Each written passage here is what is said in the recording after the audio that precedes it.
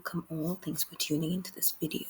Now, today I'm following up on our last video, which was about, deciding on the kind of life you want and what you want to create. We're going to talk about where do you stand in your financial journey, because it's important, first of all, to determine where you are in order to map out how you're going to get to a point where you achieve your financial goals and eventually the life that you want.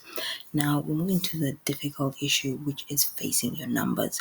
I think this is the most challenging but also most critical step of the journey, and it can be overwhelming because we're not familiarized with money being a normal part of our lives. But I believe that despite that, if we believe in ourselves, we can all be able to get to that point. And then one would then wonder, where do you actually start? Now, very important, first of all, is just to get your net total income down first, and then move on to these 5 categories. First, fixed expenses, which is how much you're spending on costs you can't avoid. And then we look into debt, which is anything you're paying towards loans, car payments, credit cards, and all that. And then third is savings, which is how much of your income is going towards either short or long-term goals.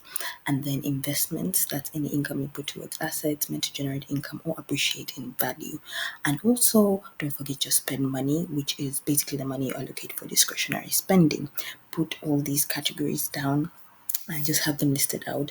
It's just have them listed out on a simple Excel sheet. It's also much better. It's a better view when you have them as a percentage of your total net income, though each of them. And then, most importantly, please be honest and candid about this. The only way this would work is if you're, honest about your actual situation, not the one you want.